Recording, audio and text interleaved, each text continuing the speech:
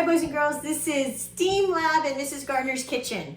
So I'm hoping to bring one lesson to you every week that you can do, hopefully from home. All of these activities you can find on the links that I sent out in an e-blast a couple weeks ago. We can always refresh that link. You can always find them on the web page. But our first one is going to be Milk Magic. You're going to need milk. You're going to need some food coloring. I have regular food coloring. I also have some gel food coloring, but we're going to see that it makes a little bit of a difference. You're also going to need some dish soap, and then it's helpful to have a toothpick or Q-tip, or if you're really careful, you can put a drop, just carefully drop. Okay, so we're going to start by pouring in. It's about a half a cup to a quarter cup of milk. And I'll do that for both plates. Okay. So I'm going to take the regular food coloring that we typically have at the store and make a few drops. I currently only have yellow, blue, and green. Oh, my green's running out, making a mess. Okay.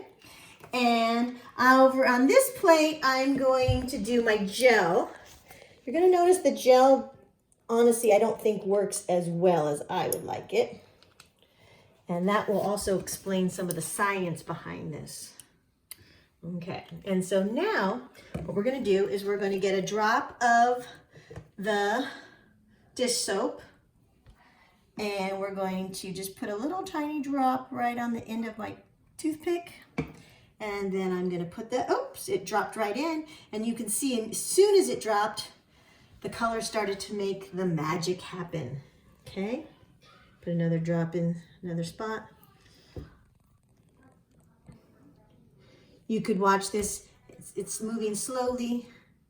Okay, let's go ahead and try on this side. I'm going to try to carefully just do one drop. Remember, this is the gel. You can see some movement, but there is something happening different.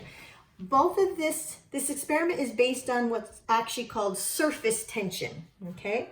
It works based on surface tension, and it works also based on the fats and the proteins in the milk, okay?